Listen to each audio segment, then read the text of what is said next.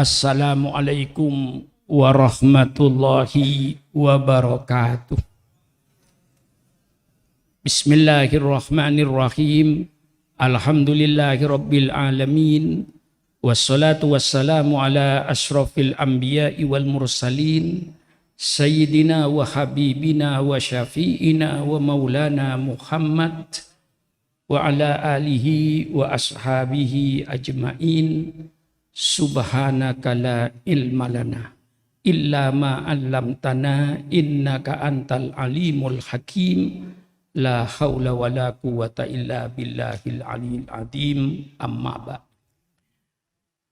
Para habaib yang saya muliakan, para alim ulama yang saya muliakan, tidak saya sebut satu persatu, tadi sudah disebutkan. Seluruh pejabat-pejabat pemerintah setempat, dalam ini baik Bapak Gubernur, Bapak Kapolda yang mewakili, dan juga dari militer, dari TNI yang mewakili, dari Pangdam yang saya hormati, hadirin dan hadirat sekalian yang berbahagia. Tentunya kepada seluruh pengurus wilayah Jam'iyah Nahdlatul Ulama, dari Rois Suryanya, Kiai Muhyiddin Ishaq sampai kepada Tanfidiahnya dan seluruh jajarannya, dan termasuk dari pimpinan tertingginya Majelis Syuronya, Kiai kok lupa padahal sering ngaji dengan saya, Kiai Mahfud Asirin yang saya hormati. Saya tentu tidak perlu untuk berpidato tentang keagamaan. Saya dalam kesempatan ini cuman mau mencerita sejarahnya NU. Karena kadang-kadang ngaku NU tapi sejarahnya nggak tahu. Ini perlu saya bongkar sejarah NU ini. Mulai dari embrionya sampai menjadi NU, sampai jadi partai politik sampai sekarang ini. Sekitar tahun 1922 ada isu di Tanah Suci bahwa kuburan Rasulullah itu mau digusur, mau diratakan oleh pemerintah Ibnu Saud. Itu isu yang terjadi. Nah, adanya isu ini karena dianggap ziarah kubur itu syirik dari sebagian mereka. Nah, dengan kejadian isu ini, maka almarhum al-maghfurlah Kiai Hasyim Asy'ari mendirikan namanya Komite Hijaz. Ini barangkali ketua umumnya nggak tahu, ini barangkali itu. Membentuk Komite Hijaz ini embrionya, belum NU, embrionya. Terdiri dari 3 orang yang saya ingat, Kiai Wahab Hasbullah, Syekh Al-Ghonawi guru Mesir yang diutus di Tebuireng. 1 kiai dari Pekalongan, apa Kiai Ilyas apa siapa itu saya. Ya, tapi yang jelas 3 orang. Ini oleh Hadratus saya diutus ke Saudi untuk langsung ketemu dengan Ibnu Saudnya langsung. Terjadilah dialog antara Kiai Wahab ini dengan pemerintah Saudi. Dialog, adu dalil. Akhirnya diputuskan kuburan Rasul tidak jadi digusur. Nah, ini secara internasional. Kalau kita baca, tidak digusurnya kuburan Rasulullah itu karena NU. Karena Kiai Hasyim Asy'ari bikin Komite Hijaz. Komite Hijaz baliklah ke Indonesia karena sukses. Kuburan Rasulullah tetap tidak digusur. Kemudian komite ini mau membubarkan diri. Oleh Hadratus saya dilarang. Jangan teruskan organisasi ini. Karena apa? Orang Indonesia tetap akan mondar-mandir ke Saudi, pasti nanti ajaran Wahabi ini akan kembangkan oleh dia sama jemaah haji. Jadi ini jangan sampai dibubarkan, supaya tetap kita jaga ahli sunnah wal jamaah. Kalau tidak nanti orang-orang kita bisa jadi Wahabi ketika ke Mekah. Nah itulah yang saya baca sejarah ini. Akhirnya yang asalnya Komite Hijaz lalu menjadi Nahdlatul Wathon. Bukan Nahdlatul Ulama, Nahdlatul Wathon. Kebangkitan tanah air gitulah. Nahdlatul Wathon. Terus Nahdlatul Wathon itu berjalan. Kemudian sekitar tahun 1926 ditubuhkan rapat di Bubutan, Surabaya, dekat Pasar Belauran itu. Nah, di situ lalu dirubah dari Nahdlatul Wathon menjadi Nahdlatul Ulama tahun 1926. Jadi ini dari embrionya. Karena saya ini sebelum lahir sudah NU. Loh, mengapa saudara ketawa? Saya sebelum lahir sudah NU. Sebab apa? Ibu saya muslimat. Ayah saya pengurus NU. Masa bahan bakunya NU kok tidak melahirkan NU, kan aneh tuh. Kalau kelapa ya lahirnya kelapa. Kalau timun ya timun. Kalau ayam ya ayam. Ibunya NU, bapaknya NU. Masa anaknya bukan NU? Jadi saya sebelum lahir habis taufik, sudah NU, sudah saya ini. Bahan bakunya sudah NU.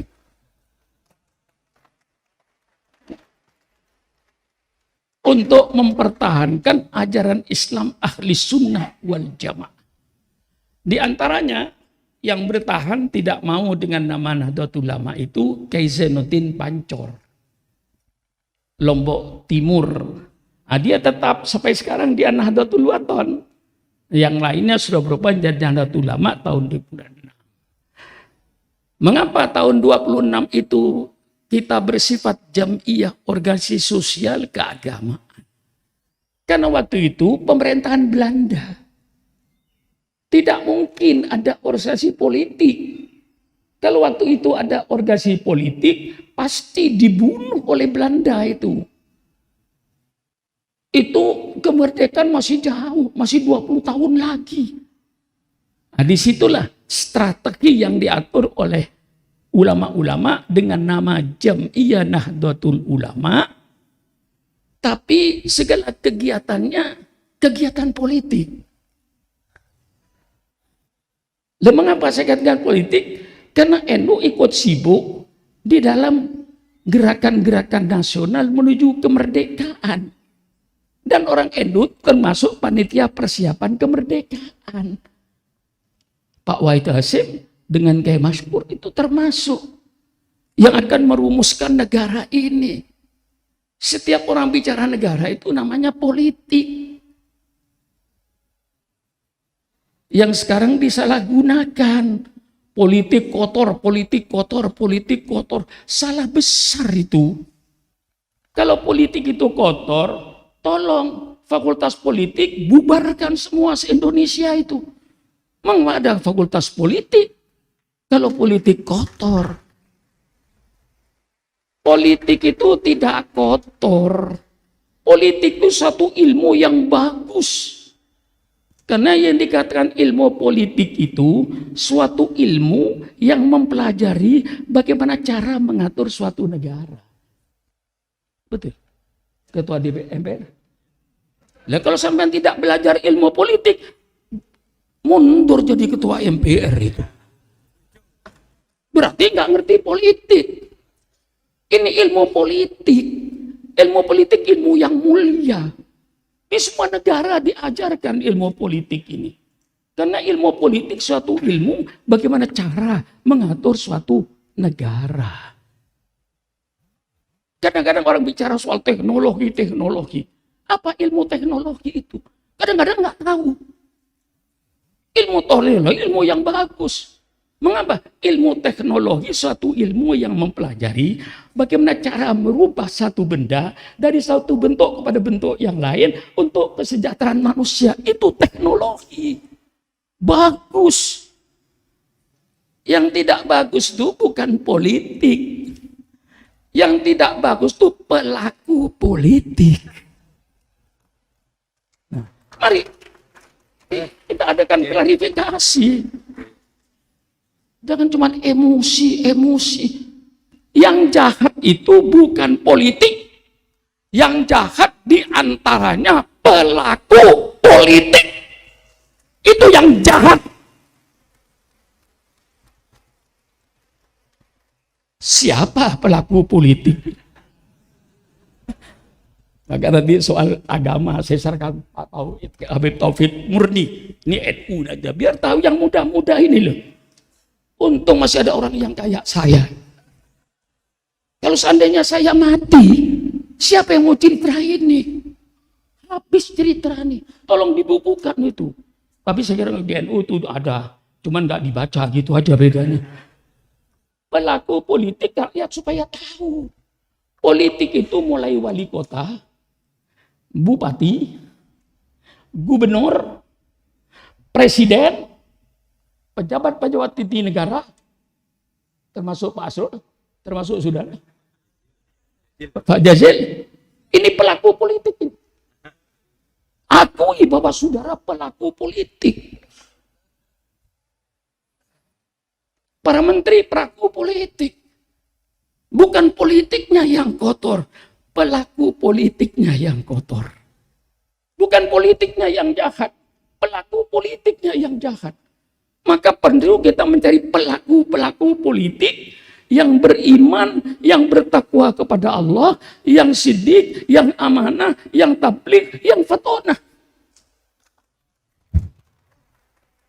Jangan sembarangan memilih pelaku politik. Dan jangan sembarangan memberikan jabatan politik. Quran ini bukan Quran makmur. Maka saya kalau para ulama sayang NKRI, mulai sekarang ulama bicaralah politik. Tapi politik Al-Quran. Politik sunnah Rasulullah. Bukan politik seperti sekarang ini. Politik yang bohong. Politik yang siksa. Politik macam-macam. Kalau saya sudah paham, sekarang main koalisi itu, bagi saya cuma mencari keseimbangan aja itu.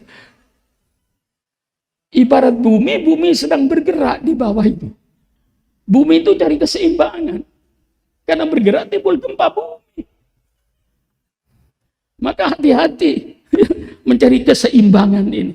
Hanya kalau saya ke sana kira-kira saya dapat apa, seimbang nggak? Seimbang terusin. Tidak seimbang, cerai. Itulah politik. Politik itu tidak ada kawan yang tetap dan tidak ada lawan yang tetap.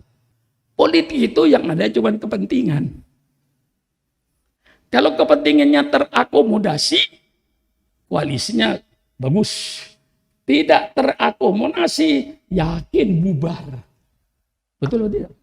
Ini yang sedang koalisian ini. Ini semua pelaku politik.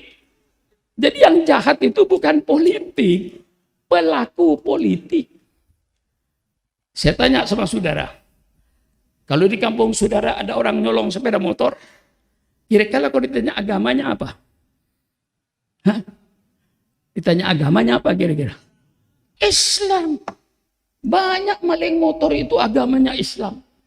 Apakah Islam itu jahat? Yang jahat bukan Islamnya. Orang Islamnya yang nyolong motor itu. Bukan politik yang jahat.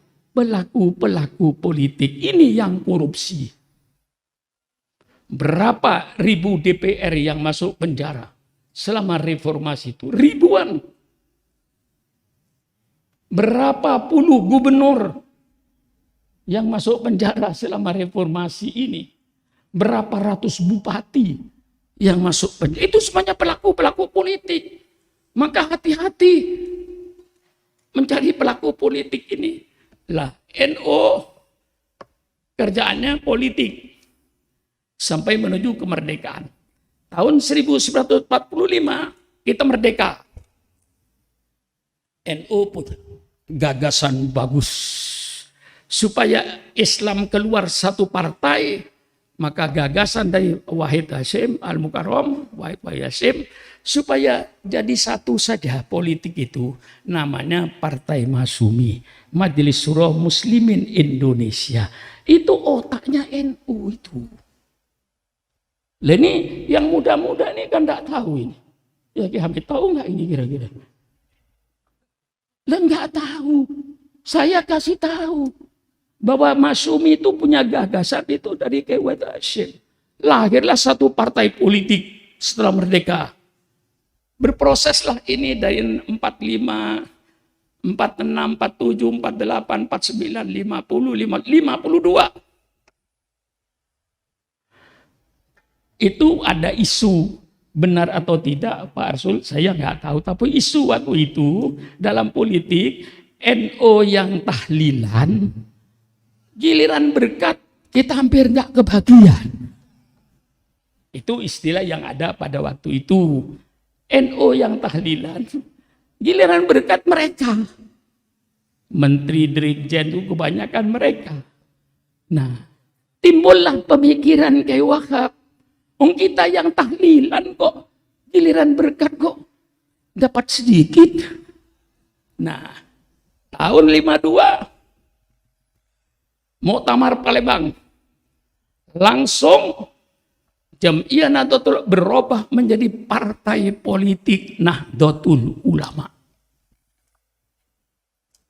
52, langsung keluar NU jadi partai besar. Waktu itu, jadi partai Nahdlatul Ulama berkembang itu jaya.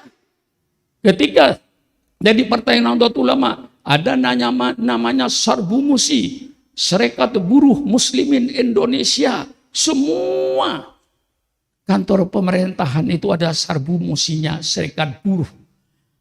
Pertanian Nahdlatul Ulama, Sarnemi, Serikat Nelayan Nahdlatul Ulama, Les Bumi, Lembaga Seni Budaya Nahdlatul Ulama untuk menyaingi Lekra, PKI. Perguno, Persatuan Guru Nahdlatul Ulama. Banyaklah sayap-sayapnya NU ini. Hebat NU itu. Setiap ranting NU dulu mesti mempunyai drum band. Sehingga kota-kota ini di Jawa, apalagi Pekalongan, kalau sudah NU, tiap ranting punya drum band. Kalau keluar 50 drum band, kayak apa kota Pekalongan itu? Waktu itu Pak Asrul masih apa sekolahnya itu? 71. 71 masih SD. Subhanallah. Ini 71 ini sudah jurkamnya Nahdlatul Ulama ini. Jurkam saya itu.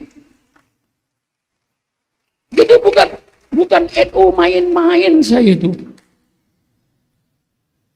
Jurkam NU saya. Tadi oleh saya disebut waktu itu Singapudium. Di mana-mana Singapudium.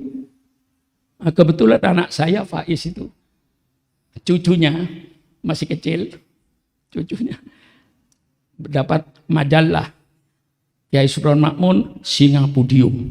Tanya sama ayahnya, Abi, kapan kakek jadi orang? Itu urusan anak TK itu. Ya maklum anak TK, jadi kalau saya disalahkan, kapan kakek jadi orang? Loh, mengapa kamu tanya begitu? Nih loh, kakek Kiai Subron Makmun Singapudium, kapan jadi orang? Urusan anak kecil. Jadi partai politik hebat, sayapnya luas, ma'arif, pendidikan jalan, Sarbu Musi jalan, Sarnemi jalan, Pertanu jalan, Les Bumi jalan, semuanya jalan. Akhirnya NU karena waktu itu partai politik, Perdana Menteri, Ketua Umum PBNU Ki Haji Dr. Idham Holid, Ketua DPR Ki Haji Ahmad Sayhu, ketua PBNU. Sebelumnya Pak Zainal Arifin, juga ketua NU. Anggota ketua MPR, Pak Suban ZE, NU. Nah, Menteri Agama, pasti. Menteri Sosial, Menteri Keuangan, pernah dipegang oleh NU. Waktu itu saya sebagai PMI, Pak Arsul, sangat bangga jadi NU itu. Apa yang saya banggakan? Bagaimana tidak bangga? Perdana Menteri, NU, Ketua DPR, NU, Ketua MPR, NU, Menteri Agama, NU, Menteri Sosial, NU, Menteri Keuangan, pernah dipegang NU negara ini. Dari Purworejo. Pak, Bu, ada seno-senonya gitu loh, Pak. Hah? Rahmat Mulyomi Seno, Menteri Keuangan. Saya yang menjadi PMI, walaupun nggak dapat apa-apa, bangga saya. Nah, mestinya kejayaan ini, saya seruan, wahai warga Nahdlatul Ulama, mari kita rebut kembali.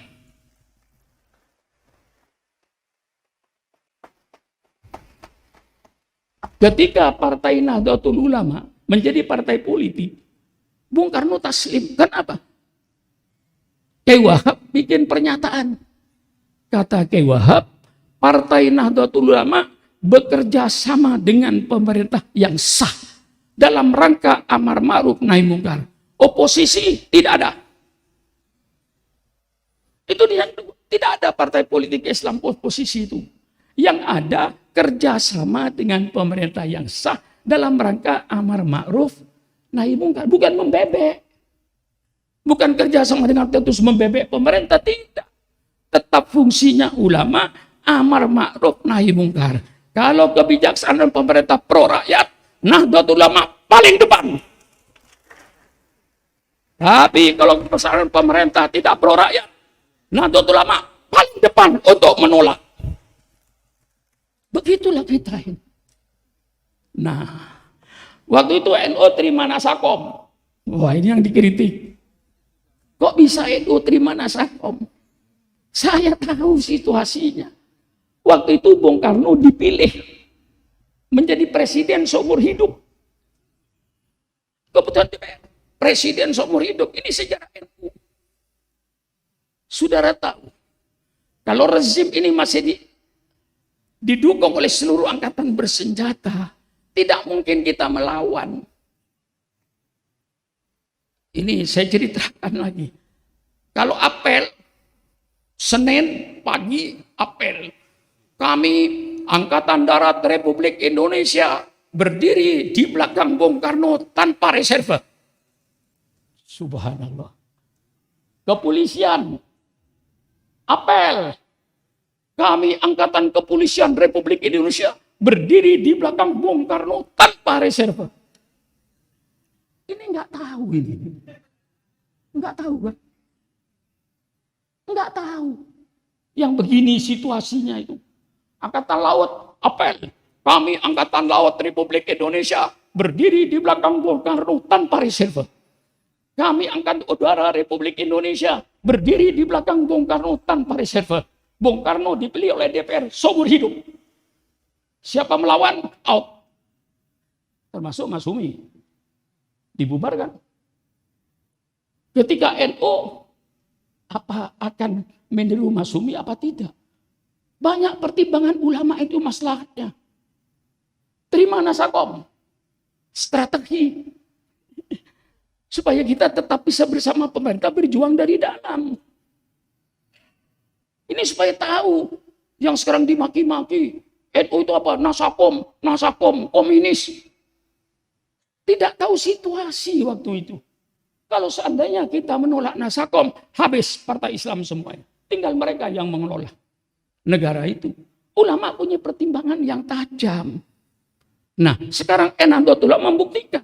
Ketika tahun 65 timbul pemberontakan PKI, saya mau tanya, siapa yang paling depan memberantas komunis kuota itu?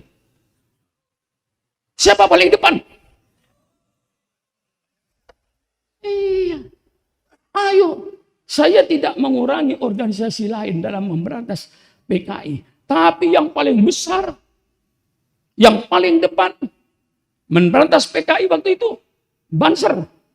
Bersama-sama dengan TNI, dengan pemerintah. Sejarah mencatat ini. Kalau seandainya NU Nasakom betul-betul tidak mau memberantas PKI, itu strategi yang namanya politik. Ya, orang-orang politik, saya hafal kok. Cara-cara saudara juga saya hafal. Nah, iya, tadi ketika kumpul di rumah, saya bongkar. Saudara, rahasia saudara begini, rahasia saudara yang KIB begini. Saya buka itu. Semua nanya apa ini maksudnya? Karena semuanya goyang, jadi mencari keseimbangan. Kapan keseimbangan akan berhenti? Gempa ini akan berhenti? Nanti kalau sudah KPU menerima pendaftaran calon presiden, baru gempa habis. Nggak ada koalisi-koalisian lagi, sudah pasti koalisinya itu. Sekarang, saya tidak pernah menyalahkan kok ini koalisi. Di otak saya sudah ada. Oh, maksudnya Pak Asrul begini. Pak Jazuli koalisi dengan si A. Oh, maksudnya begini. Cuma hanya sekedar ngetes saja itu. Ngetes saja itu. Testing. Kalau saya dengan ini nanti bagaimana rakyat. Kalau saya dengan ini, kalau begitu saya robah. Maka saudara diam aja lah, jangan mengomentari koalisi. Itu permainan partai politik itu untuk mencari keseimbangan.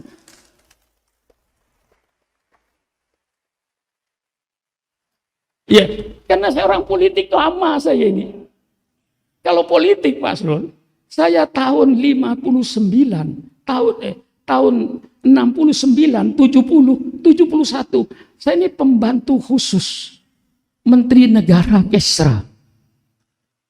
Pada waktu itu saya sudah menjadi pembantu khusus Menteri Negara. Sudah main saya politik itu tiap hari.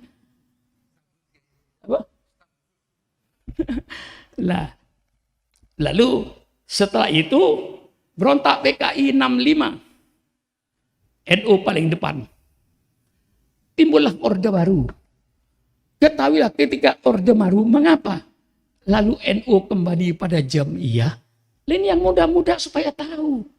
Itu bukan tujuan kembali kepada Jam'iyah itu. Strategi menghadapi pemerintah pada waktu itu. Mengapa? Strategi kok ambil strategi begitu? Waktu itu politik sudah dibonsai oleh Pak Harto. 60% kursi dari pusat sampai daerah Golkar. Dengan cara apapun saja. Halal atau tidak halal. Pokok 60%. Semua bupati kasih biaya. Jaminannya tidak usah pertanggungan jawab. Duit-duit gak usah. Asal Golkar menang, duit habis gak apa-apa. Duit habis Golkar kalah, pecat. Dipecat itu pejabat waktu itu. Biar polisi dipecat waktu itu. Biar tentara dipecat waktu itu. Kalau di daerahnya Golkar kalah. Nah, ini politik. Jadi pemimpin NU itu cerdas. Daripada kedua-duanya hancur, kita korban satu. Mengapa? Kalau NU mengadakan tahlilan, dilarang. Politik. Karena partai politik. NU mengadakan hall, dilarang. Politik. NU mengadakan maulid, dilarang. Politik. Apalagi pembicaranya Sukron Makmun, pasti dicoret oleh Kodim dan oleh polisi. Pada waktu itu, bukan sekarang, Pak. Dulu. Lah ini jelas. Jemaah tahu. Kalau saya jadi pembicara di kampungnya, pasti dicoret. Daripada politik kita tidak berhasil, Jam'iyah Nahdlatul Ulama tidak berhasil, karena maulidan dilarang, hol dilarang, tahlilan dilarang, dianggap politik, mengambil langkahlah ulama itu. Strategi kembali ke Jam'iyah Nahdlatul Ulama. Jadi kembali Jam'iyah itu bukan tujuan. Tapi oleh yang muda sekarang dianggap tujuan. Itu cuma strategi waktu itu. Sehingga akhirnya NU aman. Ketika NU menyatakan publik khitbah, Syukuran Makmun milik NU. Waktu itu. Ketika itu milik NU. Kita kampanye P3 lain lagi. Nah, ketika itulah Syukuran Makmun jadi khotib di istana. Saya jadi khotib di Istiqlal. Sudah tidak dihalang-halangi oleh Pak Harto waktu itu. Saya jadi khotib istana mulai Pak Harto. Setelah Pak Harto saya khotib istana.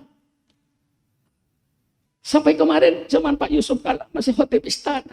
Karena kembali pada kita. Nah, kalau zaman kampanye lain lagi langkah.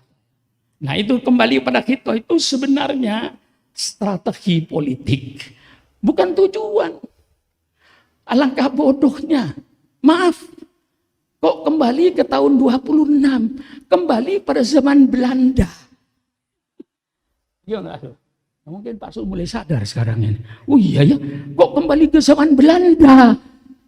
Mengapa tidak kembali ke tahun 52? Lebih dekat daripada 26. Nah, inilah sejarahnya NU. Sampai sekarang NU itu menjadi Jam'iyah Nahdlatul Ulama. Baiklah. Cuman saya punya harapan. Tolonglah kasihan rakyat. Rakyat itu bingung karena olah kiainya. Betul atau tidak? Sudah bingung tuh karena Syukuran Makmun. Kata di bawah, mau ikut kiai yang mana sih? Apa ikut kiai saya? Apa ikut Syukuran Makmun? Apa ikut kiai? Kiai saya misalnya. Mana yang harus diikuti? Maka nanti saya nyatakan malam ini, tegas. Hai pemimpin-pemimpin partai politik, kau nanti yang bertanggung jawab di hadapan Allah terhadap perpecahan umat yang ada di bawah ini. Jangan enak-enak jadi ketua umum partai. Bukan marah, ngasih tahu. Ya kan? Ketua umum partai politik, baik P3, baik PKS, maupun PKB, maupun PAN seluruhnya, kau nanti di hadapan Allah harus mempertanggungjawabkan dia. Mengapa umat di bawah ini pecah? Mengapa Islam pecah? Mestinya tidak usah pecah. Tuhannya satu, kiblatnya satu, Qurannya satu. Mengapa tidak bersatu? Kalau tidak kena iblis. Bagaimana kira-kira? Mumpung ketemu. Saudara mau tidak setuju sama saya, nggak apa-apa. Nggak apa-apa. Saya sudah tidak ada gambaran lagi, Pak Godim. Sudah tua saya. Menjadi DPR, ketuaan. Menjadi presiden, ketuaan. Mau jadi apa saya? Kuburan. Saya cuma nunggu kuburan itu. Apa siang, apa malam. Cuma nunggu kuburan saya. Sebelum saya nunggu kuburan, saya memberikan peringatan pada ketua umum partai ini. Hai ketua umum partai politik, kau nanti harus mempertanggungjawabkan di hadapan Allah. Mengapa umat ini berbeda? Mengapa umat dipecah? Mengapa umat tidak bersatu? Padahal sebenarnya kau harus bersatu. Inilah sejarah Nahdlatul Ulama sampai sekarang ini. Nah, saya ketika Pak Harto turun tahun 23 Mei, 6 Juni saya kirim surat sama PBNU. Surat tanda tangan saya. Saya tanda tangani. Tolong PBNU bikin saluran partai politik Nahdlatul Ulama. Karena politik akan berubah. Kayak tahun 55 akan jadi politik liberal. Kalau NU tidak segera mengambil, terlambat kita. Nah, itulah sejarahnya. Lalu sekarang ya sudahlah. Sudah kadung begini, tolong PKB, kapan Anda mau bersatu dengan P3?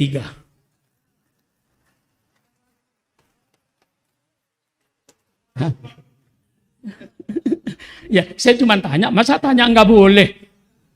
Boleh kan? Menjadi PR. Kapan PAN? Kapan PKB?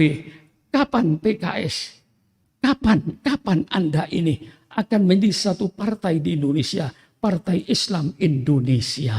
Mari umat seluruhnya yang baca syahadat fardhu ain milik partai Islam. Bisa saya ngomong begini. Kalau saya ada partai Islam satu, saya bisa ngomong. Semua Islam wajib milih partai Islam, wajib. Mau berdebat dengan saya boleh. Umat Kristen juga sama kok. Mari kita jujur Pak Polisi. Jangan ada dusta di antara kita. Orang Kristen pasti ingin punya presiden yang beragama Kristen. Orang Hindu pasti ingin punya presiden yang beragama Hindu. Orang Buddha pasti ingin punya presiden yang beragama Buddha. Mengapa kalau Islam ingin punya pemimpin yang kok dikatakan rahasia? Kok dikatakan sara? Kami tidak pernah komplain dengan Irian. Irian selamanya itu gubernurnya Katolik. Kami nggak komplain. Wajar. Kalau di Hindu, di Bali, presidennya Hindu, saya nggak komplain. Wajar. Karena identitas tidak bisa dihilangkan. Identitas itu karunia Allah. Walaupun bagaimana orang Madura, Pak Arsul, saya bangga dengan orang Madura. Mau apa? Saya bangga dengan orang Madura. Mau apa orang Jawa? Karena ini karunia Allah sama saya. Tentu Pak Arsul bangga dengan orang Jawanya.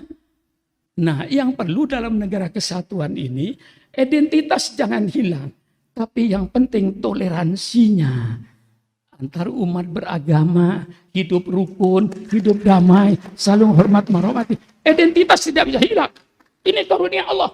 Munafik itu yang mengatakan hilangkan identitas. Yang berkatakan hilang identitas, dia sedang identitas. Bagaimana? Dia yang berkata hilangkan identitas, dia sedang identitas. Semua orang punya identitas. Dan identitas kebanggaan. Yang penting saling hormat menghormati. Inilah sejarah NU. Ya saya nggak bicara lain-lain. Inilah sejarah NU.